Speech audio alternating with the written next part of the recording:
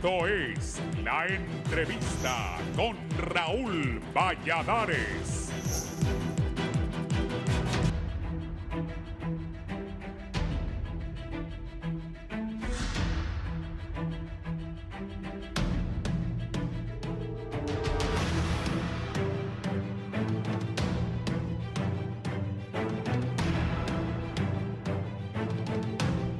Las más recientes operaciones por parte del Ministerio Público contra exalcaldes ligados al narcotráfico, actos de corrupción, así como fiscales de esa misma institución y otros altos funcionarios a nivel nacional, son muestras que el ente investigador actuará sin ver colores políticos, detallan algunos analistas. El exalcalde de La Ceiba Atlántida y el exsecretario municipal acusados por abuso de autoridad y fraude que provocó una millonaria demanda contra la municipalidad de esa ciudad, y se habla de otras líneas de investigación de las cuales fue sobreseído. Asimismo, en marco de la Operación Temis, la Policía Nacional y el Ministerio Público capturó al fiscal de la entrada Copán, José Reinaldo Enríquez, por orden de captura de un juzgado de criminalidad organizada por suponerlo responsable del delito de prevaricato administrativo, y también detuvieron a 3 miembros de la Corporación Municipal de San Luis Santa Bárbara. La Fiscalía General del Estado también presentó requerimientos contra exfuncionarios, entre ellos un exgerente de la Empresa Nacional Portuaria, empleados judiciales y profesionales del derecho por presuntos actos irregulares en el desempeño de sus cargos. Igualmente, el Ministerio Público investiga junto a la Agencia Técnica de Investigación Criminal un supuesto abuso de autoridad y malversación de fondos en la estación municipal de bomberos de la zona en San Pedro Sula, al igual que en la corporación municipal de esa ciudad, ya que los apagafuegos denuncian que no les han efectuado las transferencias de tasa de servicios. Entre tanto, expertos en temas de seguridad exponen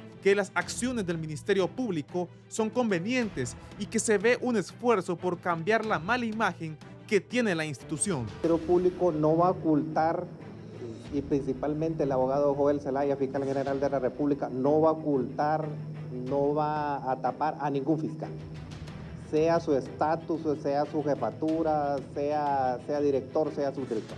Con la unidad de supervisión debe realizar cuanto antes un plan inmediato. Fiscales investigando a fiscales que si no se había dado porque lo que buscaban era protegerse. Otros analistas mencionan que todo el sistema judicial hondureño debe cambiar. Y es necesario que todo el sistema de justicia sea investigado, que tener sus medios para poder sacar a las manzanas podridas. Es una muestra de por lo menos de una voluntad política, una voluntad institucional.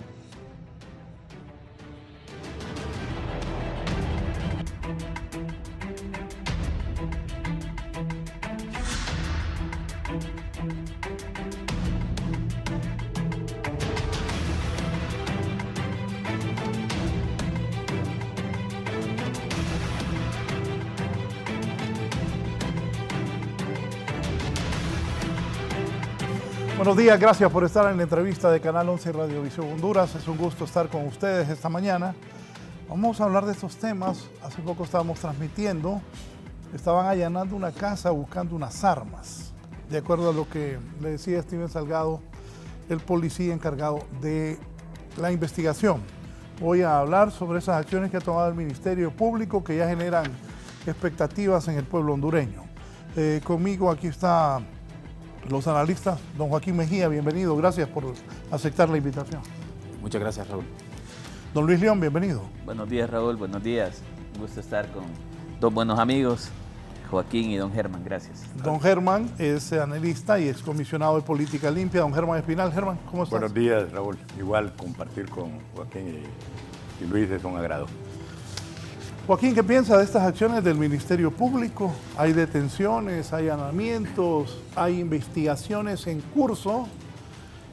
Por cierto, ayer el secretario privado, me van a ir buscando eso que puso Héctor Zelaya, el honorable diputado Márquez de Intibucá, del Partido Nacional, dijo que habían despilfarrado 1.000 millones de lempiras y que habían 2 partidas confidenciales. En un momento buscame lo que puso Héctor Zelaya ahí, que le manda un mensaje subliminal a Márquez también. diciendo que Márquez, diputado, está siendo investigado y que no es la persona más indicada para ese tipo de cuestionamientos. Héctor desmiente, ya lo voy a leer en un momento. ¿Qué piensa de estas acciones del Ministerio Público? Bueno, en primer lugar, como siempre, perdón que me tomo el espacio también para plantear mi obligación moral de señalar siempre, ¿verdad?, la necesidad de tener voces diversas, particularmente con mujeres analistas que tienen muchísimas capacidades en este país. En segundo lugar, yo esto lo conectaría con el más reciente informe del el índice BTI de transformación hacia la democracia, que plantea algo muy interesante, y es que a pesar de que existen grandes deficiencias democráticas en el país, que no cabe ninguna duda, pero el índice dice que existen algunos desarrollos positivos que sugieren un futuro prometedor para Honduras. Sin embargo, estos desarrollos positivos son bastante frágiles y pueden revertirse fácilmente. En este sentido, yo quiero conectarlo y ser optimista en el sentido de que podamos empezar a ver acciones diferentes, actuaciones diferentes de los órganos encargados de la investigación en el Estado, que todavía hay que esperar también cómo va a actuar el Poder Judicial. Y esto es sumamente importante, sin ninguna duda, pero si este tipo de acciones no van acompañadas por un proceso de reforma, de transformación de las instituciones del sector justicia y seguridad, creo que este tipo de acciones van a seguir topando o chocando con una enorme pared de impunidad que se ha construido en el país, porque recordemos que hay unas estructuras dentro de las instituciones del Estado, particularmente del sector justicia y seguridad, que están vivas, que son estructuras vinculadas con la corrupción, con el crimen organizado, y que estas acciones pueden ser incluso pequeñas gotas en medio de un mar que está embravecido. Y en ese sentido creo yo que sí es importante que estas acciones respondan, en primer lugar, a la construcción e implementación de una verdadera política de investigación criminal, que a mí me gustaría conocer. En segundo lugar, que también forme parte de un verdadero proceso de transformación y reestructuración, no solo del Ministerio Público, sino de toda la institucionalidad, porque si no vamos a cometer los mismos errores de siempre. Es decir, que sabemos de la necesidad de reformas estructurales en las instituciones del sector justicia y seguridad, pero no las hacemos de manera integral, sino que empezamos a hacer, por ejemplo, depuración de la policía, pero sin tocar al ejército, sin tocar al Poder Judicial, sin tocar el sistema penitenciario, sin tocar al Ministerio Público. Creo yo que este es un momento oportuno para que toda la institucionalidad vinculada con este sector pueda implementar, desarrollar una profunda estrategia que pueda llevar a cabo este tipo de cambios que son a largo plazo, obviamente con algunos aspectos que podríamos ver en el corto y en el largo plazo. Para usted, Luis. Yo creo, Raúl y compañeros, que el problema que tenemos nosotros es un problema de larga data en cuanto al funcionamiento de las instituciones públicas y los sistemas de control y también los sistemas preventivos. Lo que estamos viendo ahora es el resultado de haber permitido a lo largo de décadas un debilitamiento institucional incapaz de evitar de que los actores políticos se involucren en el crimen organizado, se involucren en la corrupción. Me parece que este accionar que el Ministerio Público está haciendo ahora mismo es solamente la necesidad de responder de alguna manera a una alta demanda histórica por justicia. Evidentemente la mayor parte de los casos, si no todas, son funcionarios o exfuncionarios electos públicos, que refleja también la calidad de políticos y la calidad de procesos o de la falta de procesos de filtrado de personas al momento de ingresar a la arena política. Así que yo lo que pudiera apuntar de inicio, Raúl y compañeros, es que lastimosamente en Honduras seguimos siendo víctimas de la falta de una estrategia de país, la falta de una estrategia y un plan claro de cómo se debe gestionar un Estado. Creo que hemos hablado mucho alrededor de eso, en términos de que Honduras parece no ser un país serio, parece ser un grupo de personas jugando a ser país, y estos son los resultados. Hoy vemos una clase política que está empezando a ser reperseguida judicialmente hablando, porque recuerde que habíamos tenido una gama de casos en tiempos de la MASI, de un montón de funcionarios, diputados, que estuvieron vinculados en actos de corrupción. Por un momento hubo un silencio. Yo le atribuyo ese silencio a la politización del Ministerio Público, un fiscal general que, siempre lo he dicho, prácticamente inexistente por 10 años, un fiscal general que cobraba salario pero no empujaba una agenda de protección social. Y ahora, con el cambio del fiscal general, se está... Solo algo, me hizo recordar algo. Hubo un día que me llamaron: oíme, Raúl, van a meter presos a 76 diputados, estando la MASI. No sé cómo hicieron y lo lograron parar. ¿Se acuerda de eso? Sí. Sí, se les dio sobreseimientos, algunos, digamos, el caso Pandora. Pero ese día estaban asustados. Yo me acuerdo, pues yo tengo fuentes políticas y conexiones políticas. Estaban asustados. 76 iban al mamo. Se movieron a morir para que eso no ocurriera. Y cambiaron el curso de acción. ¿Y quién lo hizo? El Ministerio Público, porque ¿quién tenía que hacer el requerimiento? El Ministerio Público. Entonces, yo siento, Raúl, que el gran problema que hemos tenido es la politización institucional y la falta de una visión estratégica a favor del pueblo hondureño. Claramente, el resultado de eso es que los que hacen las leyes son los que van a ser investigados, y son los que ponen al que los va a investigar, y también ponen al que los va a enjuiciar, y también ponen al que le va a emitir sentencia. Entonces yo creo que aquí tenemos un problema de politización grave que no nos permite tener instituciones independientes, y que creo que ese es el mayor de nuestros vacíos: instituciones capaces de perseguir el delito, instituciones capaces de judicializar el delito. Así que claramente ver alcaldes vinculados al crimen organizado, exalcaldes detenidos y iniciando procesos judiciales, demuestra que claramente nunca pudimos prevenir que en Honduras nos pasara esto. Germán. Bueno, un agrado, y creo que la reflexión de abogado Mejía, muy bien armado con su buena metáfora, por supuesto, y recurriendo al índice. De igual manera, las reflexiones me trae al recuerdo a don Medardo Mejía.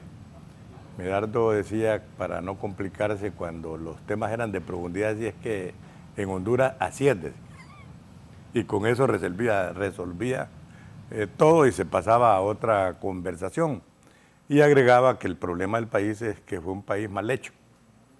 Y podía decir varias cosas respecto a las características del hondureño, sobre todo cuando estaba don Claudio Barrera enfrente, que él quiso caracterizar la Honduras y al hondureño.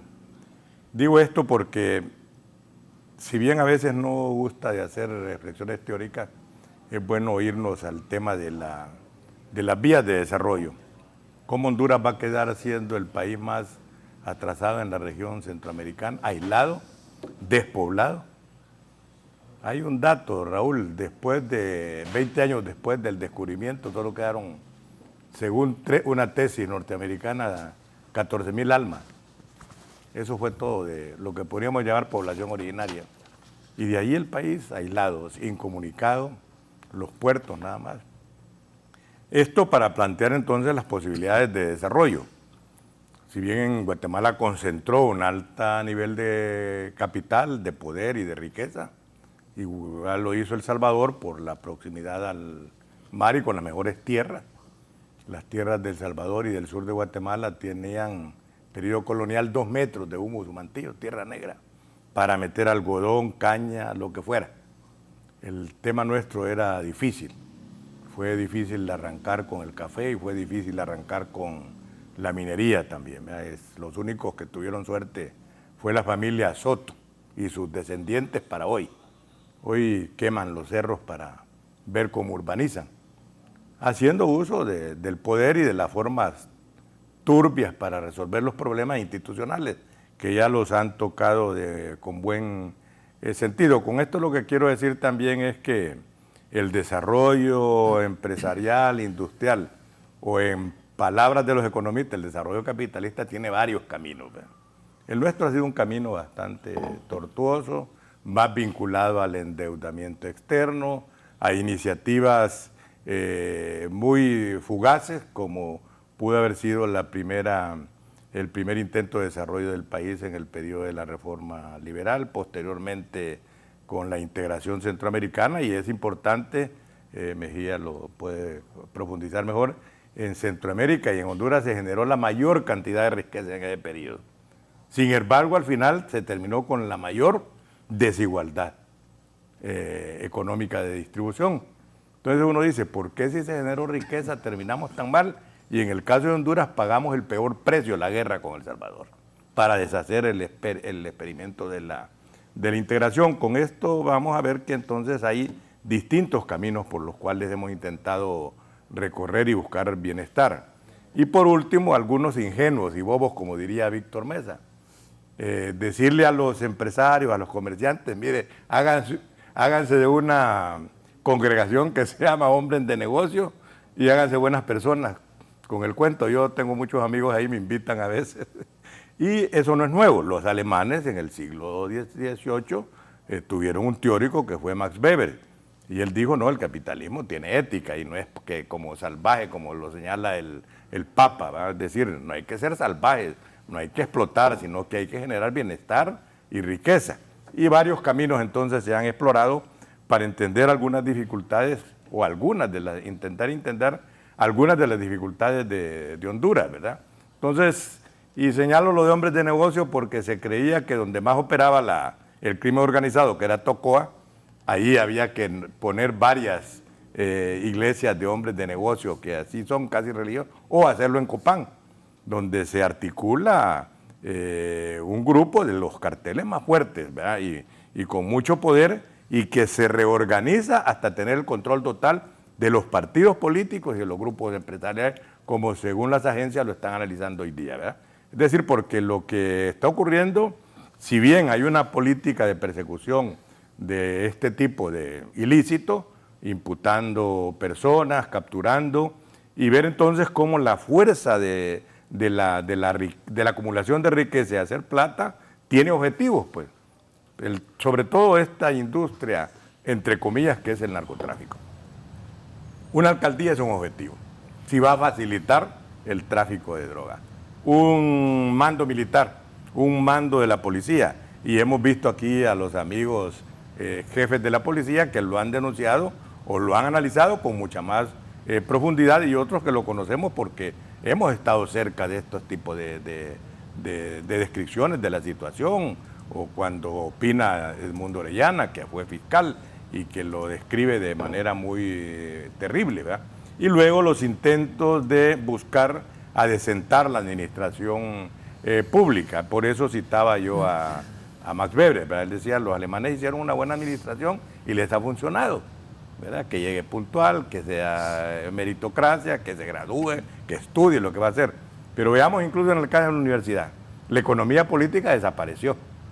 Ahí en la carrera de economía y la otra le enseñan las marcas, el código de barra, pero de ahí olvídese de estudiar el fenómeno económico, la teoría del desarrollo. Creo que no hay ya ni profesores para eso, ¿verdad? Ahí llega cualquiera. Y bueno, digo solo para señalar un elemento crítico que le da el gran soporte a las sociedades. Y el otro tema entonces es la emulación de algunas ideas claves como es la igualdad ante la ley, que es el tema de entender por qué la sociedad norteamericana tiene ese mérito de una de las vías de desarrollo capitalista, que es la igualdad ante la justicia, pero hay que tener millones, como decía Raúl, si no, no se defiende. Un ministerio público que le da defensores públicos recién organizados y recién aprendidos, como en Honduras, donde ninguna de las abogadas va a irlo a defender si antes no se ha hecho las uñas, ¿verdad? Son instituciones con dificultades y debilidades, pero de alguna manera en lo que estamos viendo hay un elemento clave, Raúl, y es que comienza a efectuarse una expresión de voluntad política para perseguir, por un lado, el impacto del narcotráfico y la corrupción, y por otro lado, empujar también cosas no terminadas como son las inversiones en desarrollo. Y eso es bueno, y hay que saludarlo si es sostenible, como señala don Luis.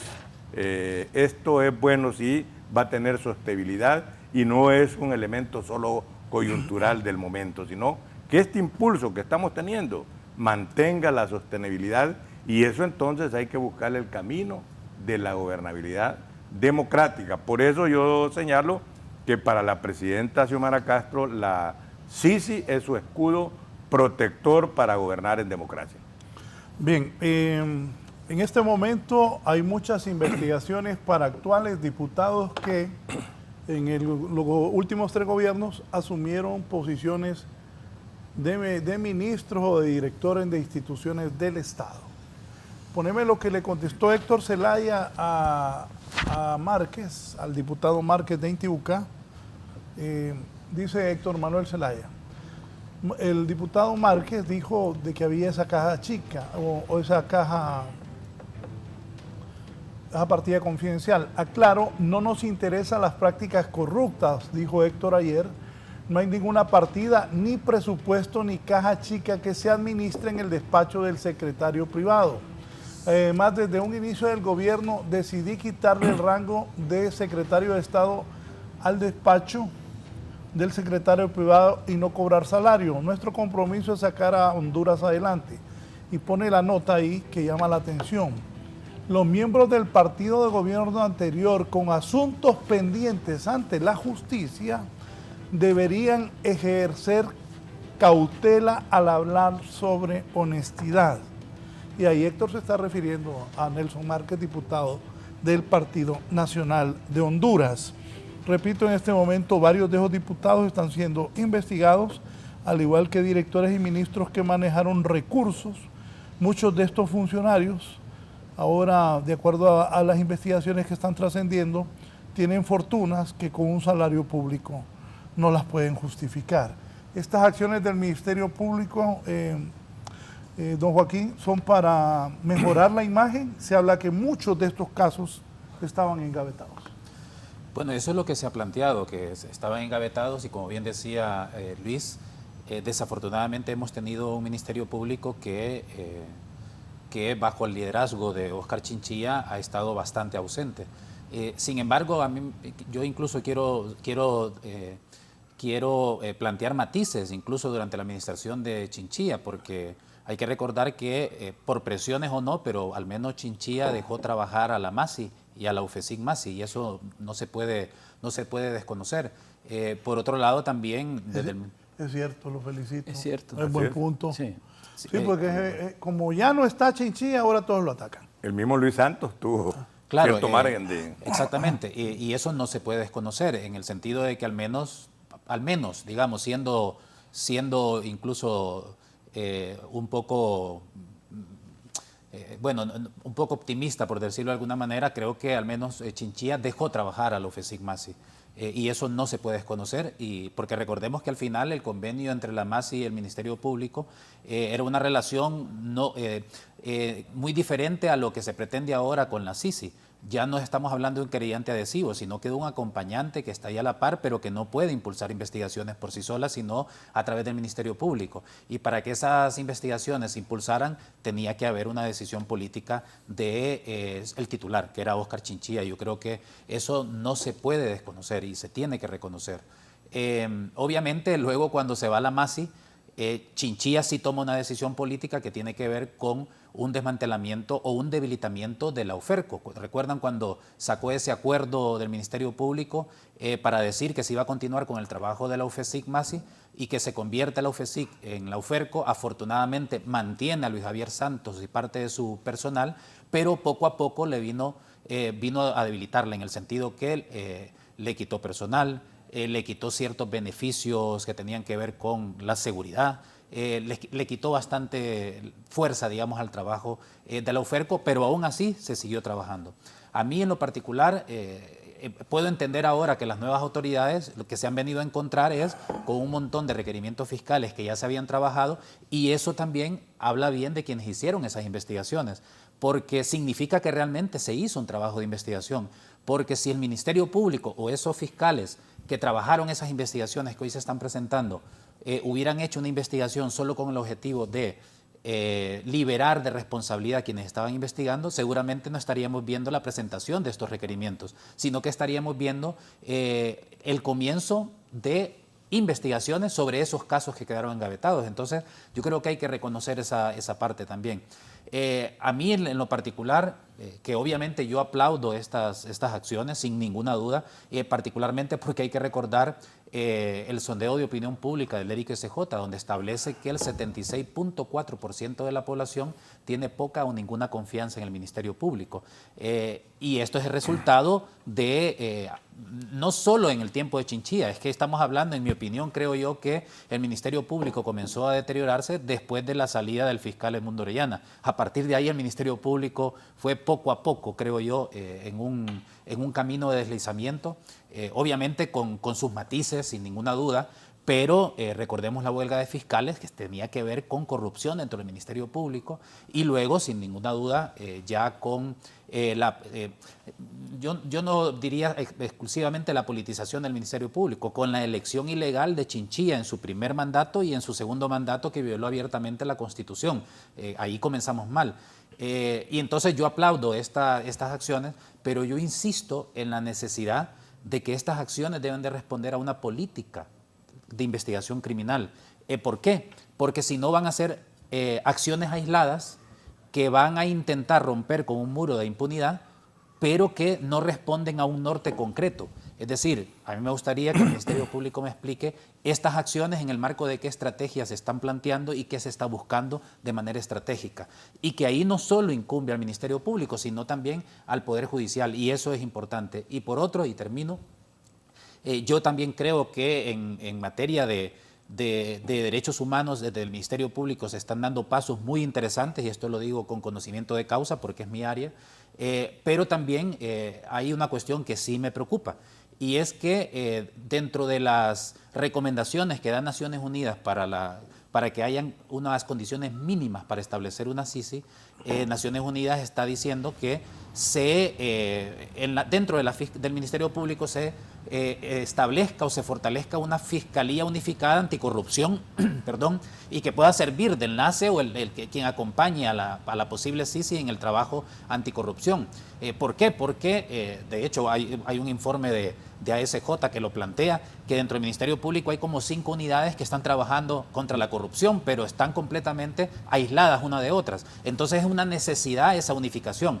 A mí la única preocupación que me da, sinceramente, es que en el marco de esa necesidad de unificar ese trabajo, de articular ese trabajo dentro de las unidades del Ministerio Público, se comience a debilitar a la UFERCO como tal, y lo digo públicamente, sin temor a equivocarme también, de que se pueda debilitar y marginar a personas como Luis Javier Santos y su equipo, Juan Carlos Griffin, etcétera, que han venido haciendo un trabajo, a pesar de todos los obstáculos, me parece interesante. Sí, unas reacciones ya me dice Toño Rosa, el abogado, Toño Morro, lo conocemos. El amigo. Mire cómo se ríe Germán, saludos. Buen día, Raúl. Entonces hay que callarse la presunción de inocencia. ¿Dónde la ponen? Aquí me dice también don Eduardo, me dice, ¿y cuáles fueron los resultados de la MASI? Enumérenlos, por favor.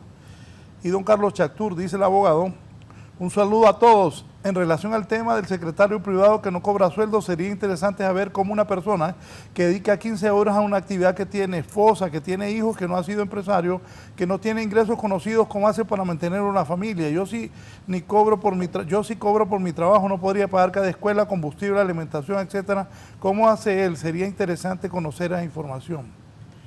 Bien. Don Luis. Digamos, Joaquín nos ha planteado un panorama sumamente interesante. Digamos, yo agregaría a ese panorama algunas variables importantes. Primero es que, es cierto, hace falta una política pública de persecución penal muy bien definida. Y ahí parte de lo que considero yo ha sido la improvisación que las instituciones públicas comúnmente tienen, porque la visión de la institucionalidad pública en Honduras está basada en el tiempo de gobierno de turno y no precisamente en una estrategia a mediano y largo plazo. Entonces, digamos, la falta de esa política pública que pueda ser respetada y pueda ser implementada aún con los cambios de autoridades, se ve debilitado también o se ve imposibilitado, mejor dicho, bajo la debilidad de marcos normativos sólidos. Digamos, Honduras necesita un replanteamiento de su estamento jurídico de una manera profunda y de una manera permanente. Digamos, cuando estamos hablando de corrupción, justo el tema que nos trae hoy, las acciones que está haciendo el Ministerio Público en corrupción, en crimen organizado, nosotros tenemos que verlo desde la integrabilidad de las instituciones del Estado. Joaquín plantea también en la inclusión de ese análisis el sistema judicial, pero yo incluyo a los entes preventivos, digamos, Tribunal Superior de Cuentas, Unidad de Política Limpia, las instituciones que debían haber hecho el control previo para evitar que este tipo de acciones se dieran. En Honduras hemos centrado mucho, y creo que podemos estar de acuerdo, en la lucha contra la corrupción desde la perspectiva de la persecución y la penalización, pero no hemos hecho una propuesta de lucha contra la corrupción desde la manera preventiva. Digamos, una de las cosas que yo espero que la CICIG pueda aportar son los mecanismos de prevención de la corrupción, que es un análisis similar al que podíamos hacer cuando Juan Orlando Hernández andaba construyendo cárceles a discreción, asumiendo que todos los hondureños teníamos que llegar a las cárceles y había que tener cárceles listas. Pero nunca hubo una política para prevenir de que los jóvenes, que los femicidios no se dieran, para evitar el aglutinamiento de cárceles. Es justamente lo mismo. ¿Cómo estamos evitando, bajo una estructura normativa coherente? Digamos, una de las cosas que uno tiene que entender, que la ley tiene que tener coherencia dentro de sí misma y en la correlación de leyes. Entonces, ¿cómo construir marcos normativos coherentes que realmente permitan prevenir que la corrupción no se dé? Entonces, pongo el debilitamiento institucional en la mesa, pongo también el tema de la falta de una estrategia y de un marco normativo sólido, pero también me hace pensar en la debilidad de los actores que ejecutan acciones políticas. Digamos, los partidos políticos han sido incapaces de hacer un filtro de a quién candidatean. En cualquier partido político inscriben al primero con tal de que sea famoso o tenga dinero. Ayer me decía de este muchacho del sur, me decía un miembro del Central Ejecutivo, fíjate que nosotros mandamos a revisar la planilla 2 veces y salía limpio. Sí. O sea, también es complicado, ¿no? Y cumplió con todos los requisitos.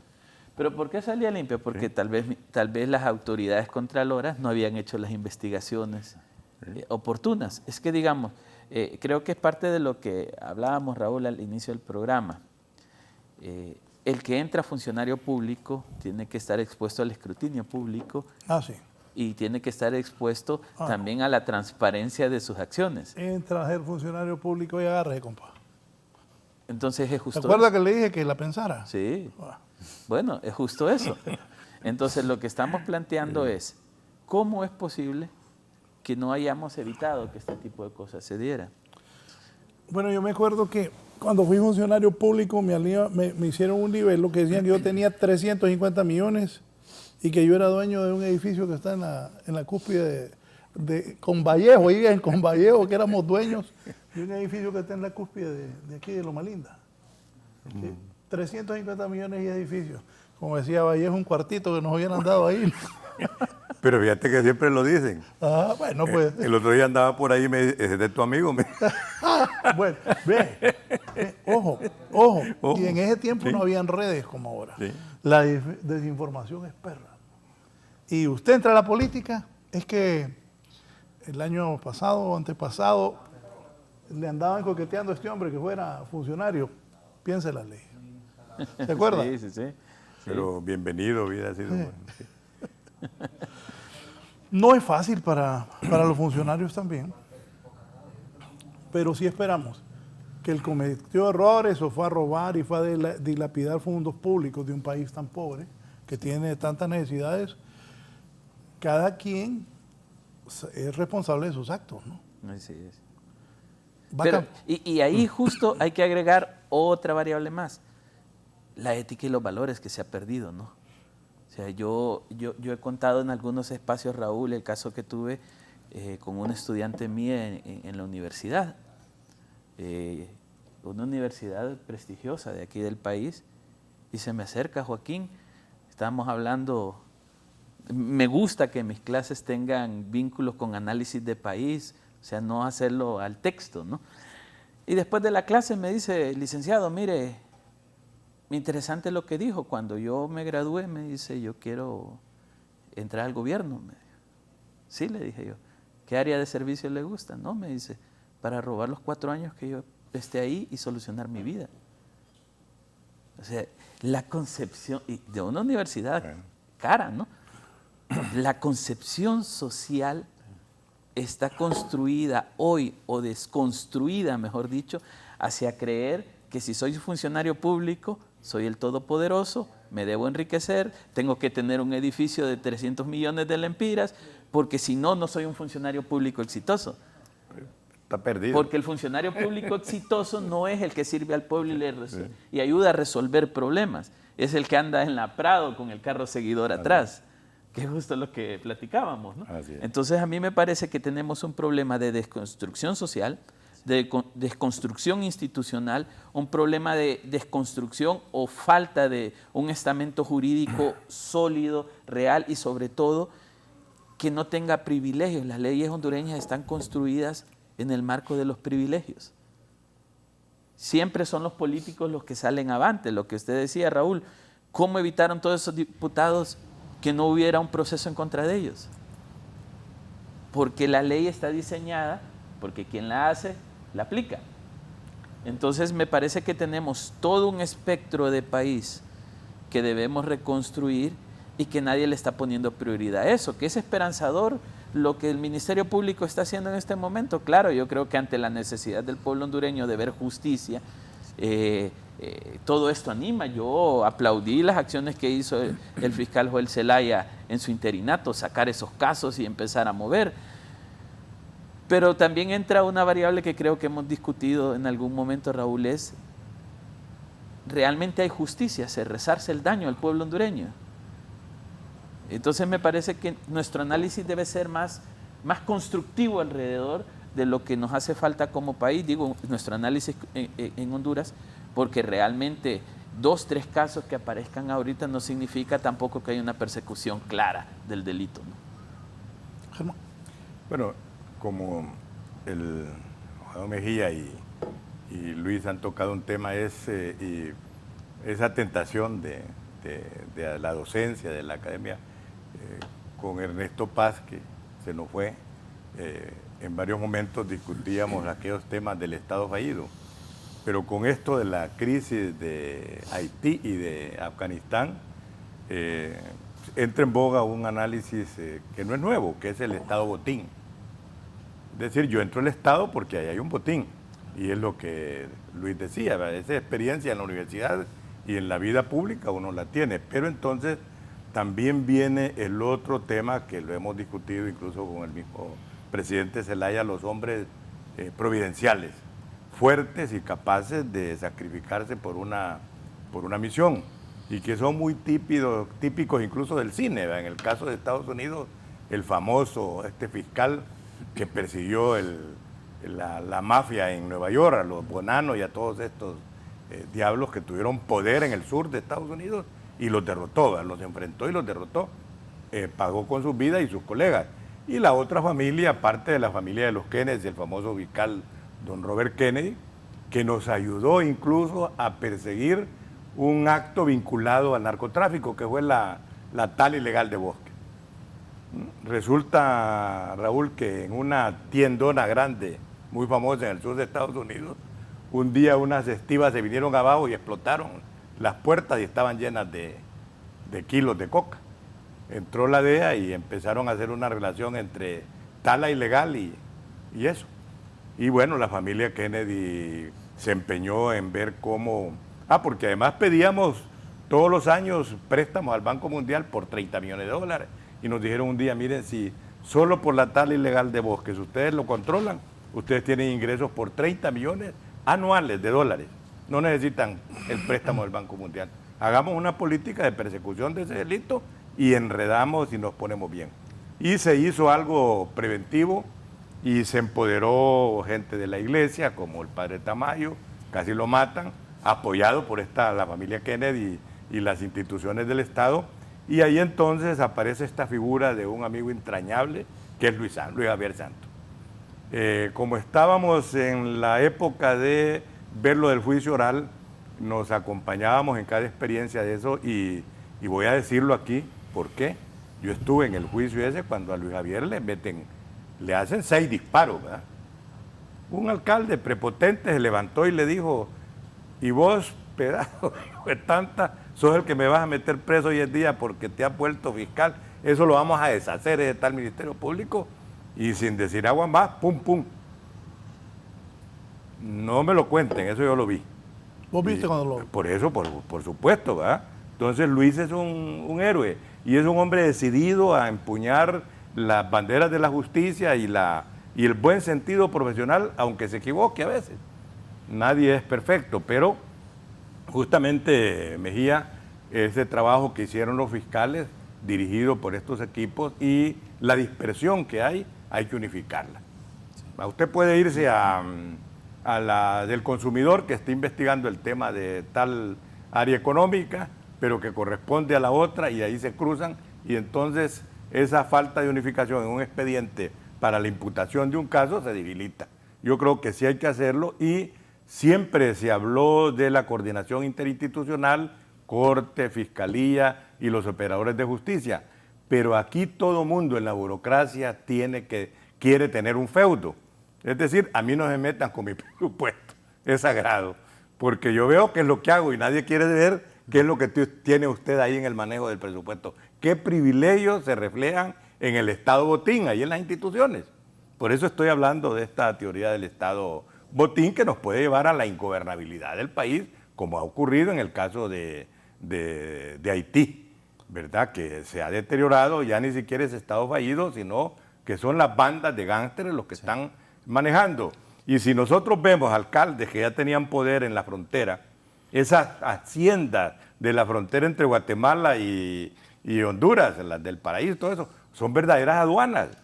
Y todo el mundo las conoce, la del paso del carro de oro, la del paso del carro de tal cosa, ¿verdad? Ahí aparecen los muertos al otro lado de los familiares, de los ricos, de los poderosos, de los vinculados a la política en esa región. Tiroteados. Y usted ve cómo el ajuste permanente, diario, de liquidaciones que se dan entre estos grupos es evidente. Y eso nos muestra entonces un tema que está cuestionando mucho, el tema de la violencia, el crimen, el asesinato. Y eso solo se baja porque hay que bajarle a los que promueven la muerte aquí. Los dueños de la muerte, el monopolio de la muerte, tiene nombre y tiene dueño. Bien, voy a hacer la pausa. La relación costo contra resultados es el peor negocio que Honduras ha hecho, sin contabilizar el desprestigio internacional que tiene que venir fiscales internacionales, porque no nadie en Honduras capaz de ser honrado. Y Toño dice, por muchos buenos prospectos de libre para diputados, alcaldes, regidores, no renunciaron para participar. El único billete seguro es el que está en la bolsa, decía mi padre, y los del libre, lo que tienen seguro y por eso no renunciaron, es casita, cuerito y carrito.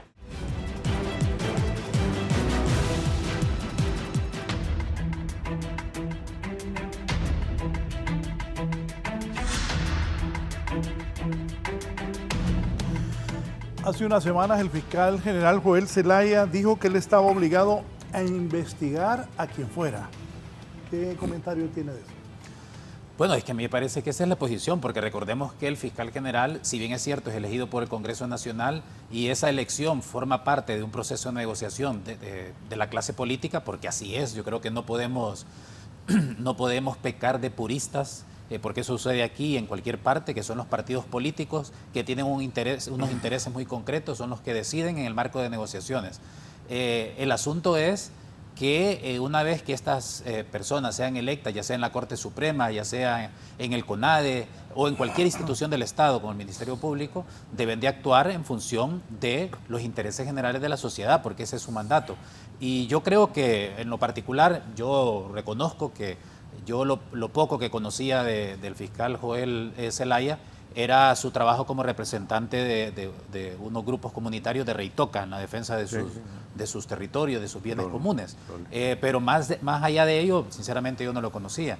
En ese sentido, yo creo que sin duda alguna, así como le hemos dado el beneficio de la duda a la nueva Corte Suprema de Justicia, hay que darle también el beneficio de la duda a Joel Zelaya, porque al final lo que va a determinar si él realmente quiere ser coherente con lo que ha dicho son sus acciones, y esas acciones se tienen que traducir en, obviamente, en la construcción de una política criminal, en el fortalecimiento del Ministerio Público, aunque dependa de un presupuesto que tiene que ser aprobado por el Congreso Nacional, y sin duda alguna por las acciones en materia de corrupción, derechos humanos, medio ambiente, que desde el Ministerio Público se puedan avanzar.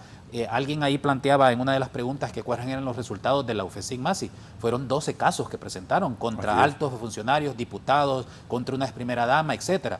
El problema fue que se toparon con una jurisdicción anticorrupción debilitada desde su creación, porque esa jurisdicción anticorrupción se creó especialmente para los peces pequeños y medianos, pero las altas magistraturas del Estado, los altos funcionarios del Estado, para ser juzgados en materia de corrupción, es la Corte Suprema que nombra a una persona jueza natural, y ese es un problema. Por eso creo yo, y yo comparto además con la posición de Naciones Unidas en este sentido, alrededor del diagnóstico para que venga la CICI, es que además de unificar todos esos esfuerzos dentro del Ministerio Público en la lucha contra corrupción, es necesario también reformar la jurisdicción anticorrupción. Y yo en lo particular creo que la Corte Suprema de Justicia, las nuevas autoridades, ya hicieron una reforma que todavía, en mi opinión, yo la veo con bastante reserva, porque han incluido en la jurisdicción anticorrupción también delitos de crimen organizado como extorsión, etcétera, y uno se cuestiona si eso no va a debilitar el trabajo de la jurisdicción anticorrupción.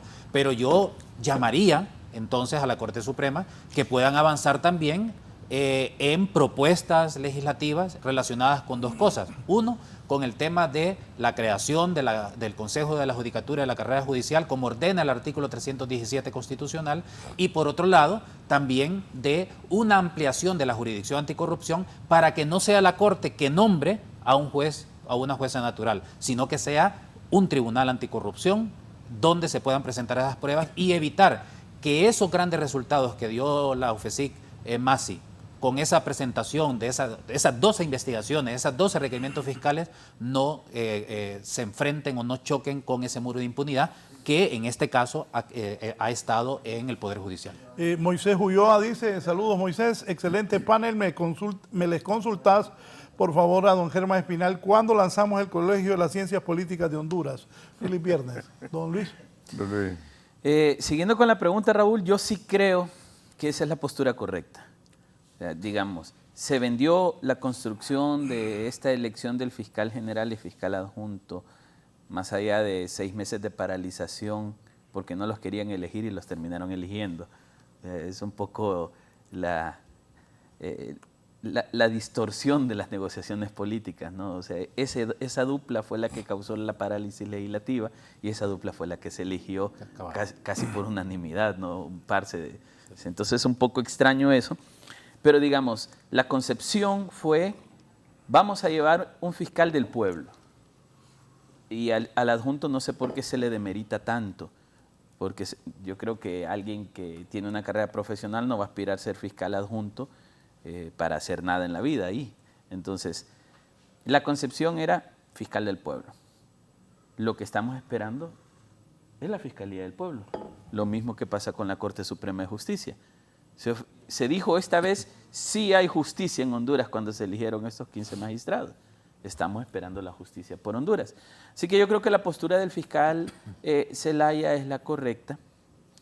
Y creo que él entra a dirigir el Ministerio Público en un momento coyuntural de política muy complejo en Honduras. Digamos, cuando sacó los primeros casos siendo interino, empezaron a decir que era persecución política contra el Partido Nacional para obligarlos a negociar. Persecución política o no, las investigaciones estaban y la duda razonable existía, ¿de acuerdo? Cualquier caso que saque ahora el fiscal general, más teniendo en cuenta lo que estaba mencionando, que hubo una negociación política que al final no resultó y terminó resultando, puede seguir siendo utilizada para señalarla como persecución política. Entonces, a medida el fiscal general logre ir avanzando en casos de investigación, que también hay que decirlo, no significa que en todas las investigaciones usted vaya a un culpable. O sea, él puede investigar, el Twitter que leía usted, a Héctor Zelaya, él puede investigar a Héctor Zelaya, pero si no le encuentra nada, o sea, una investigación no resulta obligatoriamente en un requerimiento fiscal. Pero a medida él vaya investigando y a medida vayan apareciendo otras personas que no sean nacionalistas, que no sean liberales, sino que aparezcan libres, que aparezcan Pinos, Salvador de Honduras, Democracia Cristiana, etcétera, va a ir generando la confianza en el pueblo hondureño de que realmente el fiscal está actuando de manera independiente. Ahora, si todos los casos que este Ministerio Público saca son solo contra el Partido Nacional, que también hay que decirlo, si es que tienen una cola muy grande, ¿no? O sea, yo creo ahí que entre más se apriete, más sale. Así que solo ahí hay un gran campo de trabajo, ¿no? Y los liberales tienen el argumento, a nosotros no nos pueden investigar porque nosotros no hemos gobernado desde el 2009, pero han formado parte de las cuotas de poder.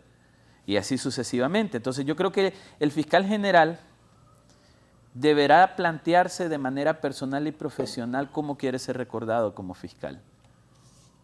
Mire qué interesante lo que dijo Joaquín hace un momento. Que el Ministerio Público funcionó como Ministerio Público cuando estuvo el fiscal Orellana. Y realmente yo también tengo la misma percepción. Cuando se le nombró ministro de Transparencia, todos estábamos contentos porque nos parecía un hombre que iba a aportar mucho en el Estado. Pero cuando hablamos de Chinchilla no es así. El fiscal ausente, el fiscal de la corrupción, el fiscal de la impunidad, ese es el dicho común. ¿Cómo quiere Joel Zelaya ser recordado como fiscal? ¿Cómo quiere que el pueblo lo recuerde? ¿Y cuáles son los resultados que le quiere dar al país? Yo creo que Honduras ya no soporta más corrupción. O sea, después de todo lo que se ha perdido, después de todo lo que sufre el pueblo hondureño, después de toda la desigualdad, pobreza y miseria que la corrupción nos ha llevado y que esa corrupción se ha agravado con los vínculos al crimen organizado, parece que no le basta en su aborazado interés de enriquecerse con los fondos públicos que se roban, sino que tienen que entrar al crimen organizado como para que el pueblo hondureño soporte más esto. O sea, yo creo que ya es momento que haya justicia para el pueblo hondureño y que estas acciones que el Ministerio Público está emprendiendo en este momento no sean acciones aisladas, que no sea porque coyunturalmente en este momento conviene, sino porque realmente hay que hacerlo. Así que yo sí le doy el beneficio de la duda al fiscal Zelaya, pero el tiempo dirá cuáles van a ser nuestros discursos dentro de 6 meses, un año, ¿no? ¿Pero qué es lo que quiere usted de esta nueva fiscalía que encabeza el abogado Zelaya? No es una nueva fiscalía, solo es el fiscal general y el fiscal adjunto nuevo, de ahí todo es lo mismo. Son los mismos fiscales, son los mismos investigadores, la ática es la misma, solo cambiaron las personas de cargo, a los demás confianza. Tiene toda la razón. Así que yo lo que espero es una política de gestión de la investigación. Se me viene a la mente entonces que no la tiene fácil porque todos los que están ahí fueron nombrados en administración nacionalista. Yo le voy a contar algo y si me lo permite le cuento algo. Hace muchos años, cuando estaba el boom de la depuración policial, resulta que, y creo que te acuerdas Joaquín, resulta que nació el interés desde la sociedad civil de depurar el Ministerio Público. Y entonces empezamos a presionar para que el fiscal Chinchilla hiciera un proceso de depuración fiscal. Yo estuve en una reunión de esas con el fiscal Chinchilla. El fiscal dijo, tendría que sacar todo el Ministerio Público, a todos los fiscales, o la gran mayoría, ¿y con qué me voy a quedar? Se paraliza. Ahí estamos hablando de que tenemos esos mismos fiscales en este momento, la tiene cuesta arriba. Entonces, también exigirle resultados hoy por hoy, propios, porque Joaquín lo planteó muy bien y me gustó. Joaquín plantea que las investigaciones estaban, él las revisó, vio suficientes medios de prueba y puso la firma y dijo, vamos. pero hasta hoy no ha salido una investigación liderada bajo esta gestión del Ministerio Público. O sea, ellos investigaron, ellos hallaron la duda razonable, ellos emitieron el requerimiento fiscal. Pero siento que el fiscal Chinchilla no va a el fiscal Zelaya, perdón, no va a poder dar ese paso mientras no haga una recomposición interna del Ministerio Público. Porque mire lo que pasa con el Tribunal Superior de Cuentas, que ahí estaban algunos auditores presionados para que en la auditoría no salieran las cosas malas de un posible candidato presidencial. Si la gestión interna de los fiscales dentro de las diferentes fiscalías, especialmente la de lucha contra la corrupción, y habría... y ahí en la misma fiscalía pueden agarrar fiscales que no anduvieron por el buen camino. Claro, pero ya agarraron algunas. Sí se puede. Sí, hay detenidos.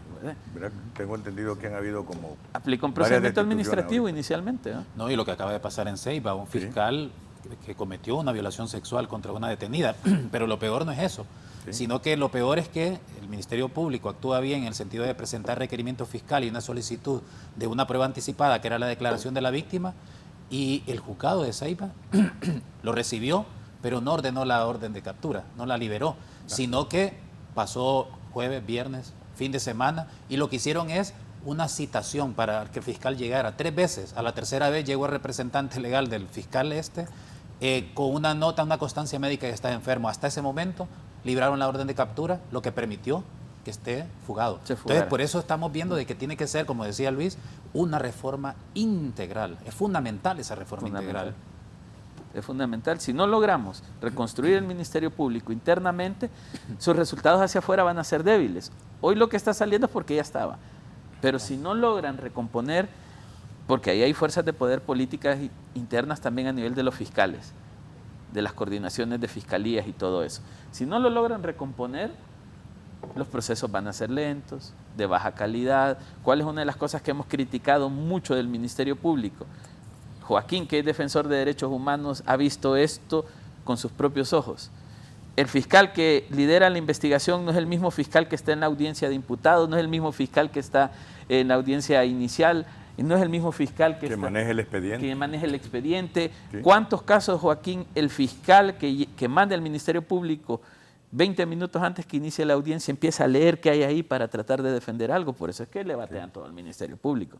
Entonces, si no se logra construir un sistema de gestión de la investigación, del requerimiento fiscal y de la construcción de cómo se maneja un juicio, también no van a haber resultados. O sea, no solo es la cabeza. Y también, perdón Germán, pero yo creo que también es importante, que yo estoy totalmente de acuerdo con Luis, pero también la responsabilidad que tiene el Congreso Nacional. Porque recordemos cuando se aplicó aquel decreto para darle facultades y mayor autonomía a Luis Javier Santos, pero eso no vino acompañado de ningún fortalecimiento presupuestario ni humano, primero.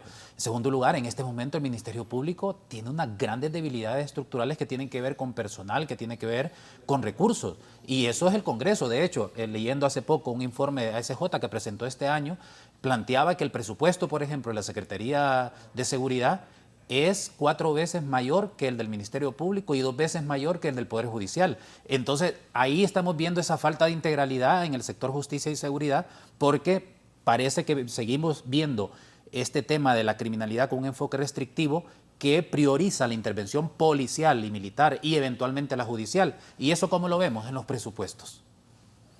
Pero ahí volvemos entonces al tema el tema de quién me va a hacer el mandado. O sea, yo no tengo interés como élite político de tener un Ministerio Público fortalecido, porque es tenerlo en contra mía.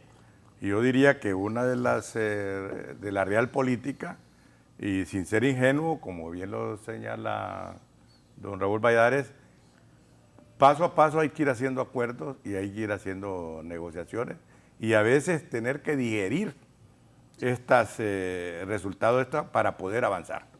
Inconformidades en lo de la Corte, inconformidades en lo del Ministerio Público, cómo va a ir quedando, pero creo que sí hay que ir dando pasos tendientes a la fortaleza, sobre todo tipo tecnológico, la digitalización de los expedientes.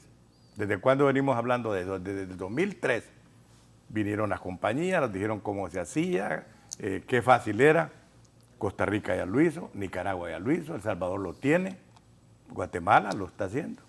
Y nosotros no le, y eso son herramientas que debilitan los procesos de productividad en materia penal y criminológica. Yo tengo una experiencia, el caso que me vincula al asesinato, a la liquidación por encargo de Alfredo Landaverde.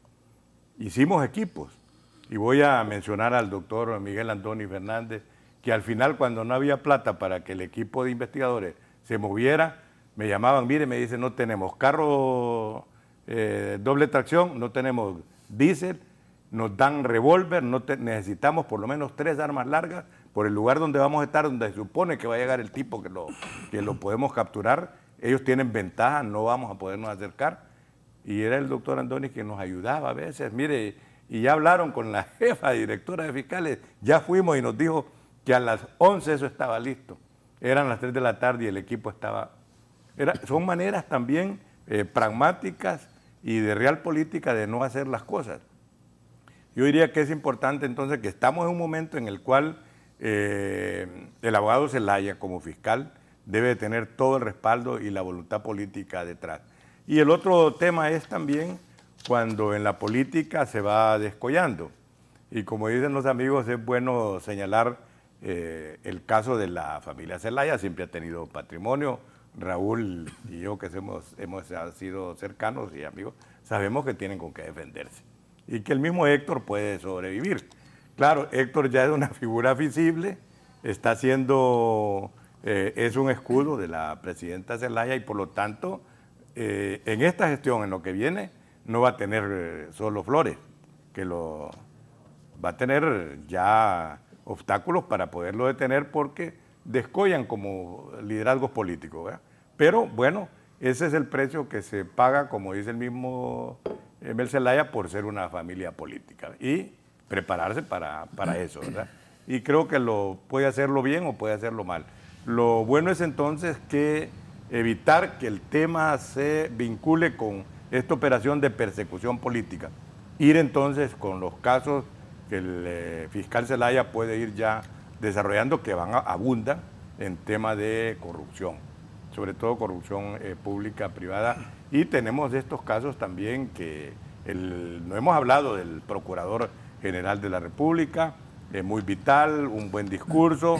Creo que ahí hay un equipo también profesional muy bueno en la Procuraduría General de la República y ese abogado defensor del Estado tiene que cuidar más y con más eficiencia profesional y jurídica los bienes del Estado, ¿verdad? Por lo tanto, también hay esperanzas en esas otras áreas de operadores de la justicia que puedan coordinar de mejor manera sin cuidar los ámbitos del botín del Estado, que son los presupuestos, que no me lo toquen, cómo me lo gasto, sino más bien tratando de tener un legado, como bien señala Luis, en cuanto al fiscal Zelaya, ¿verdad? Es decir, lo conocemos porque viene de un área de la más tremendamente pauperizada en la región sur del Estado, ¿verdad? Hoy, felizmente, no porque sea el fiscal, pero va a tener una carretera de lujo, ¿verdad? Vamos a poder irnos para el Canal Seco por, ¿cómo se llama? San Miguelito y estos 3 municipios ahí olvidados de la zona sur del país. Y entonces esto es lo que sí tenemos que tener ya, son los buenos resultados que como legado pueden dejarse e irlos construyendo, sobre todo fortalecimiento presupuestario, tecnológico y como se decía don Joaquín Mejía, Luis está casi solo, sin fiscales. ¿Sí? ¿Sabe qué? Solo quiero... Fíjese que hay fiscales que van a los juicios, por ejemplo, fiscales de lucha contra la corrupción o de narcotráfico, o algunos que están llevando procesos penales por maras pandillas y ese tipo de cosas. ¿Sabe, Raúl, que ellos van a las audiencias en sus carros y llevan las evidencias en sus carros? Así es. Nos estábamos dando cuenta de un caso justo esta semana de un fiscal que... Ojo, ahí voy a eso. Funcionarios que andan en carros del Estado, esos fiscales ocupan esos carros. Ellos ocupan eso. No diputados. El diputado que quiera carro, que llegue en su carro, hombre. Esos que andan en Prado en carros del Estado antes no tenían carros. Esos fiscales sí den carros. Aquí le hago un llamado al coordinador del Libre, Mel Zelaya. Mel, quítale los carros a esos, hombre. A los fiscales hay que darles carros. Yo iba en mi carro cuando trabajaba ahí con Mel en la presidencia, con el presidente Zelaya. Y la verdad, o vuélvanle a poner bandera a todos los carros. Ahí me contaron de una institución, bueno, hay varias instituciones del Estado, que los funcionarios nos apean de los carros, los andan los fines de semana, los fiscales, gente así ocupamos que tengamos carros. Mire, esta semana nos dábamos cuenta de un caso, un fiscal iba con la evidencia de la droga en su carro para el juicio, y cuando iba pasando ahí por Comayagüela le arruinó el carro con la droga ahí. El hombre estaba preocupado, nadie respondía, no hallaba quien le resolviera. No puede operar así. Es justo lo que Joaquín planteaba. La voluntad real. Aquí se está hablando que la voluntad de lucha contra la corrupción es la avenida de la CICI. Claro, en términos de política de país, pero en términos de política institucional, si realmente hay voluntad de luchar contra la corrupción y reconstruir el Ministerio Público, esta gente necesita presupuesto. Aquí la producción me puso también, porque a pesar que el Ministerio Público presenta pruebas contra los acusados, estos terminan sobreseídos, no están bien fundamentadas las acusaciones. Bueno, en algunos casos se denuncia que tiene que ver con eso, ¿verdad? Que muchas veces se utiliza incluso los requerimientos fiscales como una manera de liberar, digamos, de responsabilidades penales a ciertos funcionarios y funcionarias. Pero creo yo que el problema es que de nada nos sirve, por ejemplo, hacer reformas interesantes en el Ministerio Público, de que haya voluntad en el Ministerio Público, si en la Corte Suprema de Justicia no hay esa voluntad. Por eso es que la necesidad que estamos planteando aquí es de ver el sistema de justicia y seguridad en su integralidad, ver cuáles son, y yo creo que están los diagnósticos ahí desde hace mucho tiempo. En el Ministerio Público hay como 3, en la Corte Suprema de Justicia hay un montón, en el caso de la policía también, con las Fuerzas Armadas lastimosamente no ha habido nadie que tenga la valentía de exigir rendición de cuentas a las Fuerzas Armadas, pero si no vemos en su integralidad el sistema penitenciario, por ejemplo, que es un desastre el sistema penitenciario. Afortunadamente se ha instalado una mesa interseccional con el objetivo de desarrollar una política pública a partir de la propuesta que hizo CONAPREP, una política pública penitenciaria, para intentar resolver la problemática que hay. Pero insisto, si seguimos viendo las reformas o el abordaje de las instituciones del sector justicia y seguridad de manera aislada, creo yo que vamos a seguir cometiendo los mismos errores. Por tanto, en el caso de muchos ejemplos que hemos visto de que el Ministerio Público ha presentado casos importantes como los que presentó la oficina Masi, que luego una persona jueza natural nombrada por la Corte Suprema de Justicia los absuelve. Ahí ya tenemos un planteamiento claro, que hay que reformar la jurisdicción anticorrupción para que no existan esos jueces naturales, sino que haya un tribunal anticorrupción previamente establecido que conozca ese tipo de casos. Por eso es que yo insisto, sí es importante este tipo de acciones que se están tomando, pero si esas acciones no responden a una política pública y además no responden también a una estrategia más de país, como bien dice Luis, que incorpore reformas, reestructuración, fortalecimiento de toda la institucionalidad del sector justicia y seguridad, creo que vamos a seguir poniendo parches que al final del día no nos van a dar los resultados que requiere este país, que ya lo vimos y creo que ya nadie puede negarlo, que se ha convertido en un narcoestado que se ha logrado gracias a la justicia estadounidense y a la cooperación entre dos países, gracias a esos tratados de extradición, que se ha logrado que al menos algunas cabecillas se declaren culpables o sean enjuiciadas y declaradas responsables penalmente por el tráfico de drogas, pero las estructuras siguen operando y están dentro del Estado. Y por tanto, creo yo que esto también nos debe indicar de que a mí me cuesta pensar, como lo decía Luis al principio también, de que la institucionalidad que tenemos ahora, ya no la voluntad, tenga la capacidad de regenerarse, de transformarse. Por eso es fundamental la instalación de una CICI.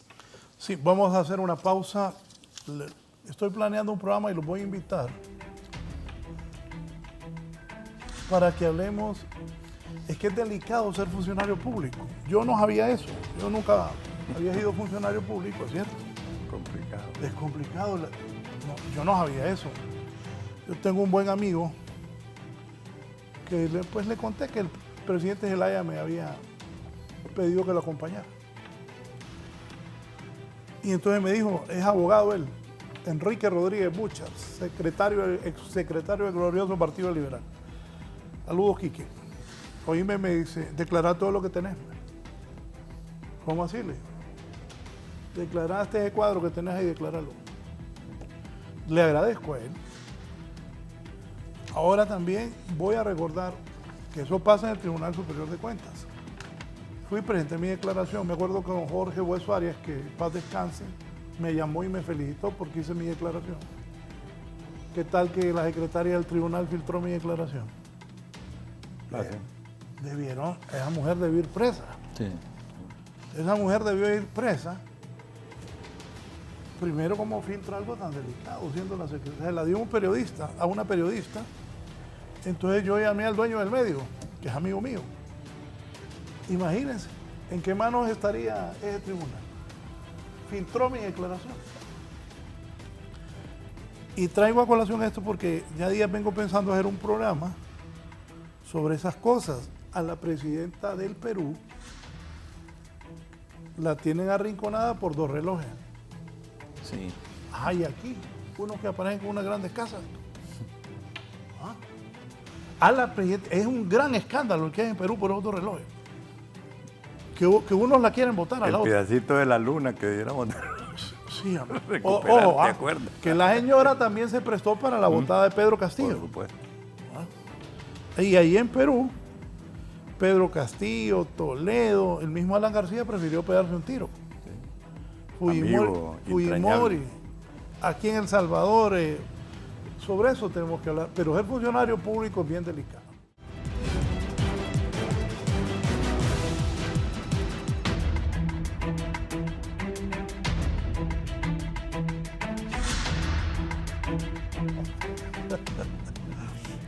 Bien, continuamos. ¿Qué debe cambiar en la justicia de Honduras, Fiscalía, Cortes? Ojo en esa Corte Suprema de Justicia también, ¿va? Ojo los magistrados, ojo los familiares de los magistrados que están en esa Corte Suprema de Justicia. Todo se sabe aquí.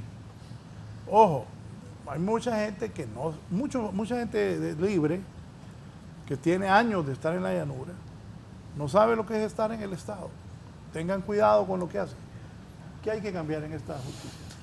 Bueno, a mí me gusta siempre recordar o parafrasear a Alejandra Matus, una periodista chilena que escribió un libro que se llama El Libro Negro de la Justicia Chilena y que hace un análisis del papel del Poder Judicial durante la dictadura de Pinochet. Y parafraseando a Alejandra Matus, yo siempre he sostenido que en Honduras, con excepción de magistrados, de algunos magistrados, magistradas, jueces y juezas independientes, excepción obviamente, pero lo que hemos tenido en Honduras no es un poder judicial independiente que actúe como tal. Lo que hemos tenido es un servicio judicial y el servicio judicial es de calidad si uno paga, si uno tiene los contactos políticos, los amigos que le van a facilitar la resolución de un problema jurídico. Para avanzar de un servicio judicial a un poder judicial independiente se requieren muchas reformas y fíjese que no únicamente pasa por la forma en que se eligen los magistrados y magistradas o los procesos públicos, de concurso público para poder acceder a la carrera judicial, que en Honduras prácticamente está desaparecida, sino que hay un informe de la Relatoría Especial de Naciones Unidas sobre Independencia de Magistrados y Abogados que dice que en la región centroamericana hay 2 graves problemas que impiden que tengamos una independencia judicial. En primer lugar, la forma en que son elegidas las altas magistraturas del Estado, que donde se priorizan más los criterios políticos partidistas y luego esos criterios bajan, digamos, hacia las estructuras del Poder Judicial. Y en ese sentido se requiere, y ahí yo hago otra vez el llamado, a la necesidad de aprobar una nueva ley del Consejo de la Judicatura y de la carrera judicial para que la Corte Suprema de Justicia se dedique a administrar justicia y no a administrar personal. Le pregunto algo, se me vino a la mente, metieron presos a todos los de la Judicatura, ¿de acuerdo? Sí, claro. Y, bueno, y algunos salieron también, y además de algunos murió también, pero hubo un proceso, ¿verdad? por todo lo que pasó. Y fue una gran esperanza. Exactamente. Sí. Es que, claro, es que era una buena idea el Consejo de la Exactamente. Judicatura. Bueno, como él lo está planteando, por eso lo recuerdo. Pues. Pero está en el artículo 317 constitucional, es una figura que se tiene que cumplir y que era no una se ha esperanza hecho. de Exactamente, reforma. entonces creo yo que esa es una deuda, separar la administración de la justicia de la administración de personal. Y no solo eso, la Corte Interamericana de Derechos Humanos, en el caso de López Long y otros, por el despido de Tirsa Flores, Guillermo López Long, Luis Chévez de la Rocha y Ramón Barrios, lo señala en el marco del golpe de Estado. La Corte Interamericana ahora, en esta sentencia de los 4 magistrados de la Sala, también habla de la necesidad de ese tipo de reformas. No es algo que únicamente lo decimos aquí, sino que hay 2 sentencias de la Corte Interamericana que lo están planteando, esa necesidad. Y además es un mandato constitucional.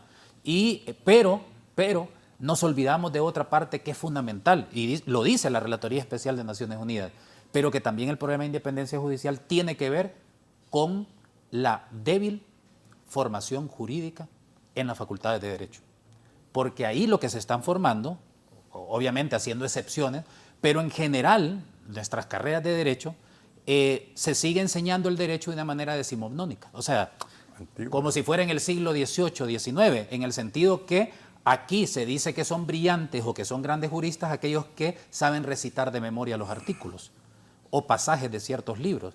Pero el problema es que las aulas de las universidades, de las facultades de Derecho, deben convertirse no en un espacio autoritario donde el profesor de Derecho es el que sabe y no deja hablar a los demás, sino que debe de ser un espacio de debate, un espacio de investigación, un espacio de vinculación con la realidad y un espacio donde se estén formando sujetos, hombres y mujeres, que sean críticos y que además critiquen no solamente la norma, también las instituciones jurídicas si éstas no van a favor de el elemento fundamental de nuestra sociedad, que es la persona humana. Mire, solo para ponerle un ejemplo así de manera rápida, yo hice rápidamente una pequeña investigación de la revista de Derecho de la universidad. Los últimos no lo he hecho, pero hasta hace 2 años, desde que se inició la revista de Derecho hasta hace 2 años. Y entonces que dividía al país en momentos políticos, en los 80, luego en los 90, la crisis de los fiscales, el golpe de Estado, etc. Entonces luego me fui a ver la revista que había dicho frente a esos problemas políticos. No hay nada ahí. Por ejemplo, en los años 80 solo hay 2 artículos y uno hablando de contadora nada más. Luego con el tema de femicidio un silencio.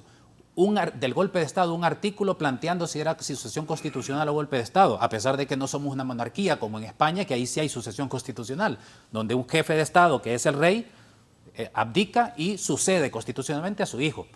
Y acá claro. no lo fueron a cara. O por ejemplo, preguntémonos o vayamos a ver esa misma revista, qué es lo que ha dicho, qué análisis hay alrededor de la crisis en el Congreso, la elección de los fiscales, etcétera. Entonces, ¿qué quiero decir con esto?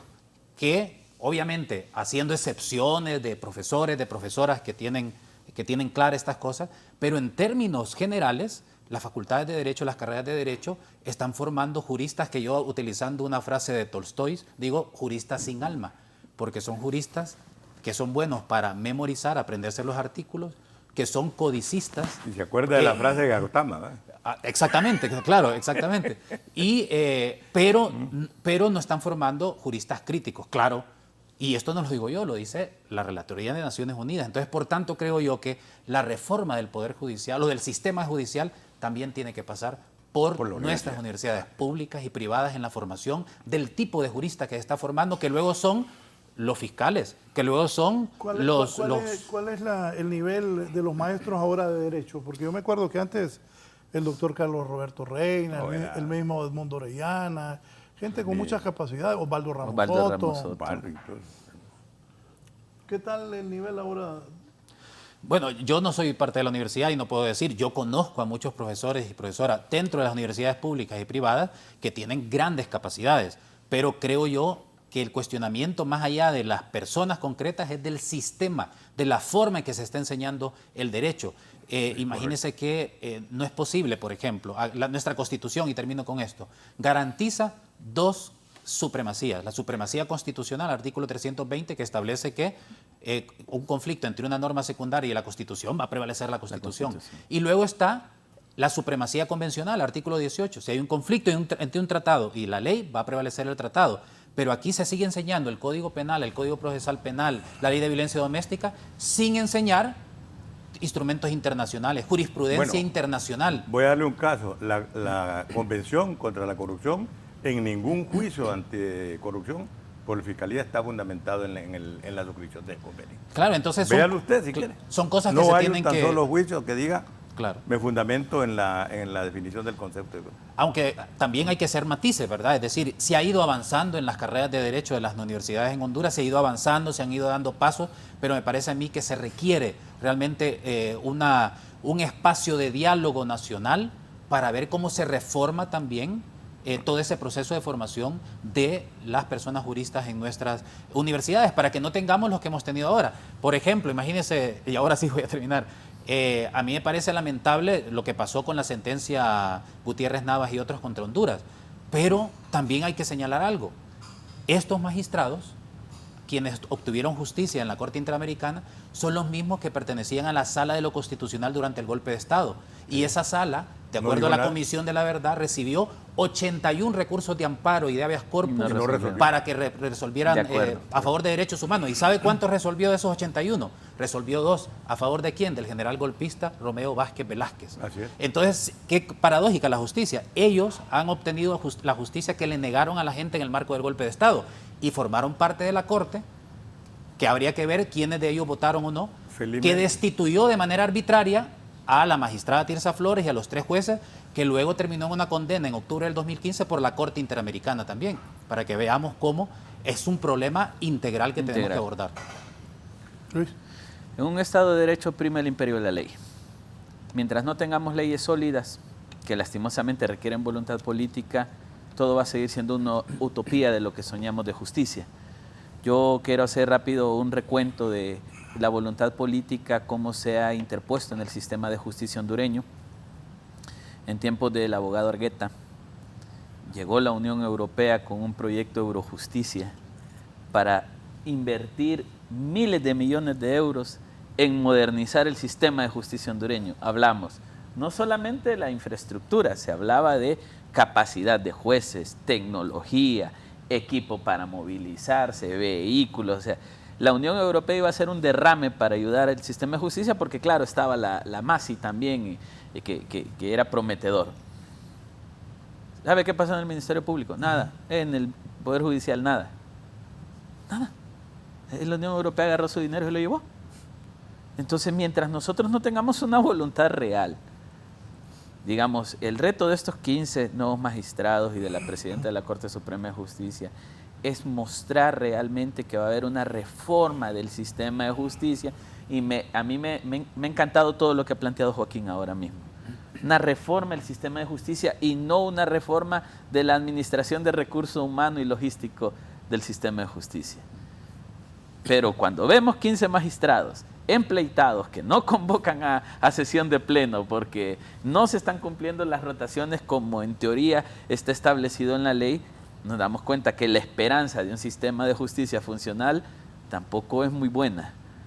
Si hay incapacidad para que la Corte pueda sesionar en pleno porque tienen esos desacuerdos jurídicos, ¿cómo podemos esperar que resuelvan un sistema de 800, 900 jueces que tenemos a nivel nacional, que resuelvan un problema de juzgados unificados que se les ocurrió inventar esa aberración jurídica y tenemos gente penal viendo temas civiles, tenemos administrativos viendo temas de mujeres, un desorden? Mientras no se logre coordinar esa cabeza de 15 personas, muy difícilmente logremos reformular el sistema de justicia. Se ocupa voluntad política. Y ahí yo abogaría, si realmente estos 15 magistrados están en una distribución política partidaria, a los dueños de partidos políticos, dirijan a esta gente para que haga las reformas. Y si realmente ellos son altamente independientes, tienen que empezar a construirlas. Bueno, a mí me parece que también hay un tema que ya se inició y ha sido una buena iniciativa, crear la Defensoría Pública, pero hay que fortalecerla y darle mayor fuerza. Esta Defensoría Pública, ¿no? Sí, pero sí, con el abogado que fue magistrado Calix, estuvimos trabajando en esa propuesta y se aprobó, la Corte lo asumió, pero le falta más personal y más capacidad de compromiso también, porque es la Defensoría de los pobres, ¿verdad? Hablando en pasta, el que no tiene abogado va por ahí y los bufetes populares que tienen las universidades. El otro tema es el tema que tiene que ver con el control de la institución. Si yo no controlo el otorgamiento de plazas, no soy nadie en una institución. Y eso decía un medio pariente conocido nuestro que murió, fue muy desafortunado, presidente de la Corte, cuando se promulgaba la propuesta de la judicatura. Mira, me dice, yo voy a ser presidente de la Corte y no voy a poder nombrar a nadie. ¿Cómo es eso? Me dice. ¿Quién soy yo entonces? En las titularidades el tema es quién nombra. Y el monopolio del nombramiento es el monopolio del agradecimiento a la perpetuidad. Y por otro lado hay una figura, a mí me tocó investigarla mucho en el Consejo Nacional Anticorrupción, que es la venta de plazas. En Honduras la venta de plazas continúa. Es muy cara, por ejemplo, la de médico, la de profesor o la del favor, como este que ocurrió en el caso de La Ceiba, ¿verdad? Un favor sexual para una solución de un conflicto jurídico. Y el otro es, creo que ahorita anda la plaza en el sector salud, se pagan hasta $500,000 y los profesores cobran, la pueden comprar alguien que te facilite, pueden pagar hasta 200,000. O sea, esa venta, y en el resto el pago es bien fácil. Es decir, yo te facilito eso y viene el tema de la venta de plata. Y el favor sexual, como ocurrió con, bueno, ahí tenemos el caso de Olancho, donde se ve que hay un alto funcionario, que había sido incluso diputado, que pide un favor sexual y dice, no, ella ni se rindió, dice, porque dependía de la suerte de ella, dependía de ese favor sexual. Y eso es también un tema muy vinculado al tema de derechos humanos, aberrante, pero hay que también asegurarnos que eso continúe. Entonces, el tema de la plaza y la titularidad es del titular el que lo va a guardar y va a tener que tener el monopolio de ese control y no lo va a querer soltar fácilmente. Por eso la judicatura fue un sueño. Nosotros estuvimos, me recuerdo, Víctor Mesa, Mundo Ariana, Chepe Sarmiento, nos fuimos a foros, a debates para procurar eso y al final se vino abajo. Sí. Don Joaquín, nos vamos. Comentario final. No, bueno, gracias por el espacio. Yo creo que sí, este es un momento oportuno, que tenemos una Corte Suprema de Justicia que apenas tiene un año y que yo puedo señalar de que ha hecho cosas, obviamente, sus luces y sus sombras. Ya Luis ha planteado una sombra que tiene que ver con ponerse de acuerdo. Por otro lado, creo yo que ha sido positivo, por ejemplo, que la Corte Suprema de Justicia sacara a ese juzgado con jurisdicción nacional que estaba metido en un batallón militar. Eso es terrible y qué bueno que se haya hecho eso. Pero yo creo que en ese sentido esta es la oportunidad, con nuevas autoridades en el Ministerio Público, con nuevas autoridades en el Poder Judicial. Aparentemente también hemos visto, al menos en el ámbito discursivo, un secretario de Seguridad que está por la labor para que se mejoren las condiciones en la Policía Nacional. Yo creo que es la oportunidad para plantearnos una estrategia nacional alrededor de un proceso de reforma que incluya también al Congreso, porque se requieren reformas constitucionales y legales alrededor del sistema de justicia y seguridad. Y no dejar por fuera el tema de las Fuerzas Armadas que no han rendido cuentas. Decía Víctor Mesa, recuerdo yo que siempre decía que las Fuerzas Armadas son o han sido la peor pesadilla para la democracia hondureña, y uno lo puede ver en los años 80, en el golpe de Estado, en la crisis postelectoral, y no han rendido cuentas por sus actos. Y por tanto me parece a mí que, termino, que Honduras requiere, para evitar que sigamos teniendo más crisis, Honduras requiere un verdadero proceso de justicia transicional, que incluye dos cosas: justicia retributiva, es decir, investigación, judicialización y sanción de quienes han cometido delitos, violaciones a derechos humanos, etcétera, y justicia restaurativa, es decir, reparar a las víctimas individuales, pero también a la sociedad que tiene roto su tejido social, y lo vemos reflejado en esta polarización tan grande que hay. Gracias. Don Luis. No, gracias Raúl siempre por la invitación, compartir con dos buenos amigos. Aún con todo lo...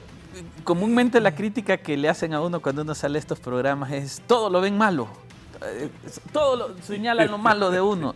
A ver, con todo lo malo que uno puede señalar, pues yo quisiera venir a hablar cosas bonitas de mi país, de los contentos que estamos sacando a la gente de la pobreza, de los felices que estamos con el sistema de justicia. Mientras no nos den eso, va a ser muy difícil decir solo cosas positivas, ¿no? Pero en el marco de todas esas cosas que nos afligen como hondureños, yo soy un hondureño más, a mí en cualquier momento puede haber necesidad mía de justicia, puede haber necesidad mía de seguridad. Bueno, de hecho tenemos un problema de inseguridad grave en el país. Entonces, digamos, aspiro a que logremos hacer los cambios que Honduras necesita. Y ya fuera de todo lo malo dicho, sigo creyendo que en Honduras lo podemos hacer. Sigo creyendo que podemos construir un país que le sirva no a los gobernantes de turno, sino a las siguientes generaciones. Yo me pregunto permanentemente y lo voy a hacer hasta que vea una respuesta. ¿A dónde vamos a poner Honduras en los próximos 20 años? ¿Cuáles van a ser los indicadores? ¿Cuáles van a ser las metas? ¿Cuáles van a ser los objetivos? ¿Qué país van a recibir los niños que hoy tienen 5 años dentro de 20 años cuando quieran empezar una vida laboral? Cuando quieran comprar una casa hoy que es imposible comprarla. Entonces, albergo la esperanza y creo que lo que nos queda como hondureños es seguir trabajando. Si no señalamos lo malo, nadie va a reaccionar un día y sumándonos lo que hay que sumarnos para que mejoren. Gracias, Raúl. Gracias a usted. Al doctor Ulloa, como me hizo una pregunta, fíjese que tenemos con Ernesto Paz, habíamos hecho un proyecto de colegiación, incluso el acta de constitución. Voy a ver si rescato eso para poder cumplir con este compromiso de creación del Colegio de Ciencia Política. Y el tema es siempre seguir soñando y estos riesgos. Creo que no hemos visto solo lo negativo, los cuestionamientos, porque de eso está atiborrado, pero hay espacios de grandes posibilidades para poder tener actores individuales que pueden empujar con responsabilidad los desafíos de darle Estado de Derecho y democracia consolidada. Sobre todo, le estamos hablando, Raúl, de crear un poder electoral constituido por estas 3 instituciones básicas, ¿verdad? El Tribunal de Justicia Electoral, el Consejo Nacional Electoral y la Unidad de Política Limpia, que ve el origen y destino de los recursos. Creo que estas 3 instituciones, más las otras que la ley las obliga a trabajar, pueden darle a la democracia hondureña confiabilidad y credibilidad de los resultados del empoderamiento, porque este es el otro tema, es decir, Azcona nos decía, nadie sabe cuántos votos sacó, es la verdad, y nos daba los datos. Presidente Azcona, miren, este es un tema, hay acuerdos, hay negociaciones, pero esta democracia debe de acercarse a la realidad de los resultados electorales que el soberano, es decir, el respeto, Raúl, al soberano. Creo que esto lo podemos lograr. Gracias, Germán. Me dice aquí una fuente del Ministerio Público, en este momento se investigan alcaldías, ministerios y direcciones como Cedesol, Banprovi, Pronader, Cedis. Bueno, no se preocupe el que no hizo nada, el que hizo, preocúpese. Buenos días, que estén bien, feliz fin de semana.